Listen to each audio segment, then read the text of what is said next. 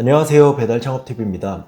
오늘은 블랙국밥 시흥 신천점의 오픈 사례를 보여드리면서 요즘처럼 창업 성공률이 극악으로 낮아진 시점에 최대한 높은 확률로 성공할 수 있는 분석 노하우를 영상으로 찍어보았습니다. 실제로 유료 컨설팅을 할 때 쓰거나 매장을 입점시킬 때 상권을 분석하는 노하우로 사용하고 있는 성공 확률이 굉장히 높은 분석법이며 업종 변경을 생각하고 계신 사장님들도 보면 분명히 큰 도움이 되실 겁니다. 현재 배달 시장이 좋지 않은 건 명확합니다. 과거에는 방법만 확실히 알고 아주 적은 비용으로 창업을 해서 체력만 좋다고 하면 직장인의 2배, 3배까지도 벌 수 있는, 어떻게 보면 정말 꿀통과도 같던 시장. 물론 그때도 절반 이상의 사장님들은 실패를 겪었지만 지금은 특수한 목적과 기획이 없는 창업은 실패 수렴률이 90% 정도는 된다고 생각합니다. 명확히 말씀드리겠습니다. 홀 매장에 전환을 둔 배달 창업 혹은 해당 아이템의 경쟁 강도가 낮은 상권을 철저히 분석해서 전략을 짜고 창업, 이 두 가지 사례가 아니라 단순히 배달 전문점을 운영해서 생계를 유지하고 돈을 많이 벌기 위한 창업이라면 현재 영상을 찍고 있는 2024년 7월 29일 기준 성공률이 거의 제로에 수렴한다고 말씀드릴 수 있을 것 같습니다. 그만큼 배달 창업이 정말 힘들어졌습니다. 다른 의견을 주셔도 됩니다. 즉 배달 전문점으로 한번 그냥 차려볼까는 이제 성공할 확률이 거의 이론상 아예 없다고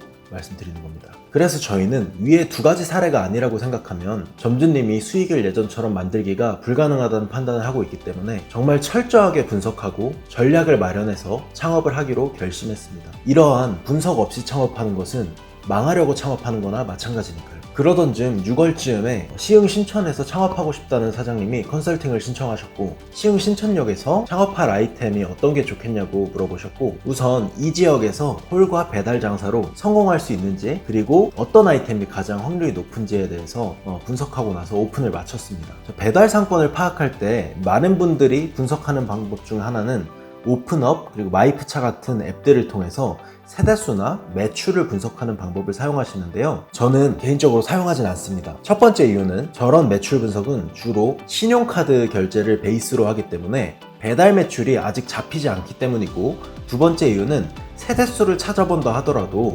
연령대도 정확하지 않고 배달을 많이 시켜먹는 지역인지 아닌지 명확히 파악이 안 되기 때문입니다. 이 모든 것은 가장 수요가 많은 플랫폼인 배달의 민족에 답이 나와 있습니다. 빙빙 돌아서 찾을 필요가 없다는 거죠. 그래서 첫 번째로 가장 파악이 쉬운 배달 상권 경쟁 강도부터 파악에 들어갔습니다. 블랙국밥은 국밥, 제육 총 두 가지 아이템으로 배달에 진입을 하기 때문에 백반죽 국수 그리고 고기구이, 이 두 개의 카테고리를 타겟해서 분석하였습니다. 배달의 민족에서 주소를 설정하면 이런 가게 배달 이 창이 나오고요. 이 안으로 들어가게 되면 이 맛집 랭킹이라는 게 있습니다. 저는 여기 들어가서 주로 확인을 합니다. 깃발로 들어갈 수도 있고 검색으로 경쟁 업체들을 찾아볼 수도 있지만, 이 맛집 랭킹으로 분석을 하는 이유는 가게의 반경 기준 1.5km 내에 있는 주 경쟁 업체들과 한눈에 비교를 해볼 수 있기 때문입니다. 주문 많은 순, 깃발, 검색 주문 등으로 분석 시에 1.5km가 넘어가는 먼 거리의 가게가 노출되기 때문에 정확도가 낮습니다. 배달이야 실제로 3-4km도 보낼 수 있지만 실질적 주문은 1.5km 내에서 80% 이상의 주문이 발생하는 경우가 대부분입니다. 사장님들은 욕심이 있어서 최대한 많은 거를 다 내 거로 만들고 싶겠지만, 모든 배달 플랫폼의 최우선 노출 순위 중 하나는 가까운 가게입니다. 배달의 민족 셀프 서비스에 들어가셔서 통계 들어가고 가게 운영에 들어가 보시면 1위부터 5위까지 어떤 지역에서 주문이 가장 많이 들어오는지 통계를 보실 수 있습니다. 이 부분은 서울과 수도권일수록 더욱 도드라지게 1.5km 내의 주문이 비율이 높아진다고 볼 수 있습니다. 이유는 되게 간단합니다. 1.5km 내에 이것보다도 더 다양한 파이의 가게들이 빼곡하게 박혀 있어서 경쟁이 치열하기 때문에 실제로는 이 1.5km 안에서도 상위 노출되는 게 쉽지가 않습니다. 센 상권에 대해서 말씀드리는 거예요. 자, 그럼 이제 3km로 원형을 그려보았습니다. 한번 보시죠. 저 3km가 떨어진 이 위치까지 배달이 가려면 저 많은 가게들을 뚫고 가야 노출이 되는데, 이 원형 1.5km 내에도 힘들고 그 밖에도 가게는 수도 없이 깔려 있습니다. 다시 말씀드릴게요. 배달앱에 가장 큰 노출 로직 중 하나는 가까운 가게입니다. 이 부분을 꼭 기억하셔야 됩니다. 내가 3km 이상까지 먹고 싶어서 과한 욕심을 부려봤자 의미가 없지만, 좀 초보자일수록 이 핀트를 잘못 잡고 모든 권역을 다 먹겠다 하다가 하나도 못 먹는 경우가 되게 많습니다. 추가로 이 모든 장사는 돈을 벌려고 하는 거고 손님은 또 음식을 통해서 만족도를 얻잖아요. 하지만 이 먼 거리를 노출시키기 위한 비용도 많이 들 뿐더러 배달비도 또 비싸게 부과되기 때문에 손님들이 비싸게 먹어야 됩니다. 이 아래 지금 보여드리는 사진처럼 노출이 된다면 어떨까요? 자, 배달팁이 5,000원에서 7,000원입니다. 내가 광고비를 쓰고 먼 데까지 노출을 시키는 건 주문을 유발하기 위해서인데 아무래도 이렇게 할증 때문에 배달비가 높게 세팅되어 있으면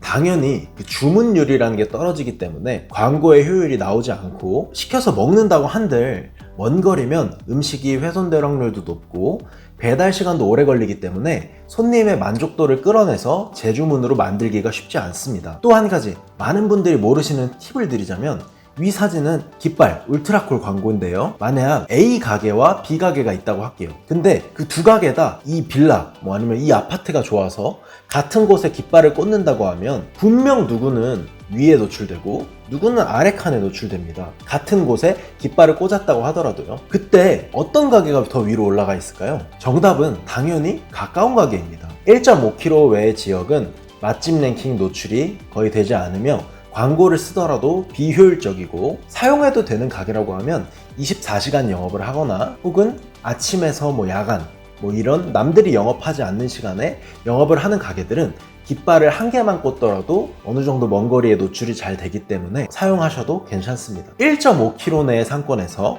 승부를 봐야 된다 라는 결론이 나옵니다. 이제 그 1.5km 내에 있는 가게들을 맛집 랭킹을 이용해 한번 분석해 봅시다. 가게 배달 맛집 랭킹 들어가서 백반죽 카테고리를 들어온 겁니다. 왼쪽이 맛집 랭킹 최상단, 오른쪽이 최하단이고요. 대체적으로 이 상권은 경쟁 강도가 낮은 상권에 속하기 때문에 배달비 무료를 하는 업체들도 별로 없는 편이고요. 그리고 맛집 랭킹 하단을 보시면 50 플러스밖에 없는 매장도 맛집 랭킹에 들어와 있는 걸 봐서 수요와 공급 모두가 적은 경쟁 강도가 낮은 상권으로 파악됩니다. 경쟁 강도에서 쉽게 말씀드리겠습니다. A 상권은 월 10억 매출을 100군데의 가게에서 나눠 먹는 상권이 있고요. B 상권은 월 100억 매출을 1000군데의 가게에서 나눠 먹는 상권이 있습니다. 비율로 따지면 A, B 상권 모두 매장당 평균 1,000만원의 파이를 가져갈 수 있습니다. 과거에는 B 상권이 더 좋았습니다. 배달 장사에 기술이 없는 사장님들이 태반이 넘었기 때문에 내가 잘하면 1000명의 경쟁자가 있더라도 내 파이를 1억 이상의 매출을 만들 수가 있었습니다. 왜냐면 그 평균 이하의 매출을 내는 사장님들이 정말 많았으니까요. 하지만 이제 A 상권이 훨씬 더 좋습니다. 왜? 높은 매출을 만드는 의미가 달라졌기 때문입니다. 매출이 높으면 가져가는 게 많아야 됩니다. 하지만 이제 높은 매출을 만들려면 과할 정도로 많은 광고비를 사용해야 되고 경쟁이 센 상권일수록 출혈 경쟁이 심해지는데 무료 배달 경쟁도 치열하고 경쟁업체의 영업시간 또한 긴 경우가 많죠. 근데 나는 자본도 충분하지 않아서 여유자금도 없고 현재 매장에 쌓일 리뷰도 없고 꼭 혼자서만 일해야 된다. 직원 쓸 돈도 없고 동업하는 사람도 없다. 근데 이런 분들이 경쟁이 치열한 B상권에 들어가게 되면 3달도 못 버티고 폭망하는 겁니다. 블랙국밥 시흥신천점의 상권은 A상권에 속합니다. 배달비 무료로 하는 업체도 24시간을 하는 업체도 적은 데다가 심지어 배민원의 비중도 적고 대신 가게들의 주문 수도 당연히 높지 않습니다. 배민원의 수요도 한번 체크해 보셔야 되는데요. 배민 배달의 맛집 랭킹 그리고 카테고리를 들어가셔서 설정하고 주문 많은 순으로 체크해 보시면서 최상위 매장들의 주문 수와 리뷰 수를 한번 파악해 보시면 됩니다. 근데 주문 수가 여기는 1000 플러스도 몇 개 없는 지금 굉장히 사악한 수수료의 배민원이 아직 막 점령을 하지 못한 그런 상권입니다. 그럼 이제 분석해야 되는 것은 해당 상권의 최상위 매장의 수요 분석입니다. 여기 보시면 1.5km 내 반경에 주문수가 가장 높은 국밥 매장의 주문수가 고작 2000 플러스입니다. 시장의 수요와 공급은 굉장히 정직합니다. 국밥 매장이 적은 이유가 다 있었죠. 과거에는 매장이 있었더라도 매출이 안 나오고 수익이 안 내는 가게는 금방 사라졌기 때문에 보통 이 경쟁 강도의 불균형은 오래가지 못합니다. 반대로 좀 좋은 케이스를 따져보면 만약 높은 배달비를 받고 있는 이 현재 매장에서 오른쪽 사진의 주문수가 2000 플러스가 아니라 10,000 플러스였다면 그럼 어땠을까요? 혼자 평생 해먹을 수 있을까요? 아닙니다. 소자본 창업의 특성상 창업의 진입장벽이 낮기 때문에 순식간에 누군가가 국밥을 하러 들어와서 이 10,000 플러스를 나눠 먹게 돼서 결국에는 주문수가 낮아지고 결국 독점은 오래가지 못하게 됩니다. 이게 배달 장사의 치명적인 리스크입니다. 예전에는 가장 먼저 보여야 할 게 아까 위에 보여드린 것처럼 수요였습니다. 서울 수도권이 인구 밀집 지역이 높고 상위 노출만 잘 시켜주면 매출이 높게 나왔고 광고비에 대한 지불도 낼만할 정도였습니다. 하지만 지금은 그 상위 노출을 시키기 위한 돈이 너무나도 많이 들어가기 때문에 주문수가 낮더라도 이렇게 경쟁 강도가 낮은 상권에 들어가는 게 더 좋죠. 위에 보여드린 저 매장보다 더 낮은 배달비, 더 긴 영업시간, 더 좋은 세팅을 만들어낸다면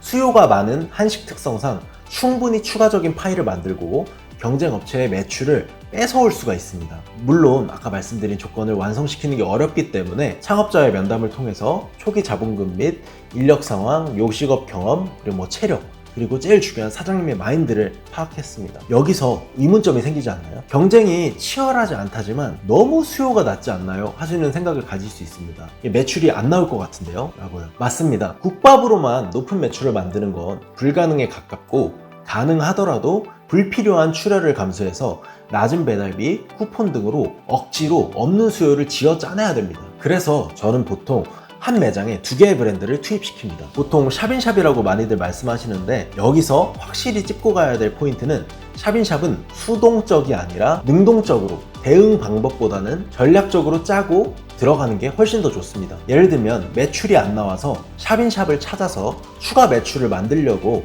뒤늦게 하는 게 아니라 장사를 시작할 때부터 혼용이 가능한 이 2개의 브랜드를 동시에 출범시켜서 메인과 서브 브랜드를 나누지 않고 투메인으로 2개 다 공격적으로 키우는 전략입니다. 위 블랙국밥 메탄점의 국밥 제육 브랜드의 리뷰수를 보시면 1000개, 980개로 거의 비슷한 지표입니다. 자, 이제 제육볶음 브랜드가 있다는 것도 보여드렸기 때문에 맛집 랭킹 1위의 매장의 주문수와 영업시간을 보겠습니다. 자, 고기 구이도 경쟁 강도가 전혀 세지가 않고 그렇다고 주문수가 높거나 하지도 않습니다. 자, 가게 배달 맛집 랭킹을 보시면 왼쪽은 최하단이고 오른쪽의 사진은 최상단의 매장들입니다. 자, 경쟁업체들의 배달비의 할인 요소도 크지 않고 쿠폰을 설정하는 것도 별로 없으면서 또 왼쪽 사진을 보시면 하단의 리뷰가 10개도 되지 않는 가게들이 맛집 랭킹에 진입되어 있는 걸로 보아서 출혈 경쟁은 거의 없다시피 봐도 된다고 파악했습니다. 배달 시장에 주로 타겟 삼아야 되는 관점 포인트는 2024년이 되면서 매출 대 수익 7대3의 비율에서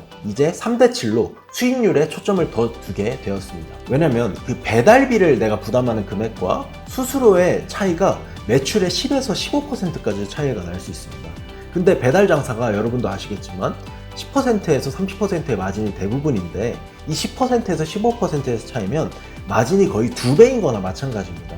즉 1,500 팔면서도 3,000 파는 것보다도 많이 남길 수도 있습니다. 위 시흥 신천점은 맛집 랭킹이 끝까지 다 차지도 않는 수요 공급 모두 하위에 속하는 상권입니다. 거기에 배민원, 요기요, 쿠팡 수요도 상당히 적은 편이죠. 만약 배달 전문점을 제가 여기서 한다고 하면 2개가 아니라 4개 브랜드 정도가 들어가야 되는 상권입니다. 하지만 이 매장은 홀과 배달을 같이 하기로 기획했기 때문에 2개의 브랜드로 끝냈습니다. 이런 식으로 내가 들어갈 상권에 맛집 랭킹도 검색을 해보시고 그리고 내가 하는 아이템의 경쟁 강도를 파악하고 시작한다면 불필요한 출혈 경쟁 없이 높은 매출은 아니더라도 안정적인 매출을 조금 더 편하게 만들 수가 있습니다. 추가적인 매출과 수익은 동시에 홀매장을 운영하거나 혹은 더 많은 브랜드를 최적화해서 넣어서 만들어내면 됩니다. 저희는 총 4개 브랜드까지도 입점시키기도 합니다. 추가적인 매출과 수익을 만들 수 있는 방법, 그리고 이 상권에 홀매장을 오픈하게 된 과정과 비용 같은 디테일한 사례들은 형식에 맞게 댓글을 남겨주시는 분들에게 제가 따로 분석하고 사용했던 오픈 전략 등의 좋은 정보가 담긴 PDF 파일을 전송해 드리도록 하겠습니다. 그리고 반응이 좋으면 추후에 홀매장을 오픈했던 이번 사례에 대한 영상도 따로 제작을 해보겠습니다. 마지막으로 내가 지금 현재 운영을 하고 있는데도 매출과 순이익이 잘 나오지 않는 그 상황에도 똑같이 대입해서 지금 현재 내 상권의 경쟁 강도가 어떤지 파악해 보신다면 아마 해결하는 답을 찾는 데 도움이 되실 겁니다. 오늘도 시청해주셔서 감사드립니다.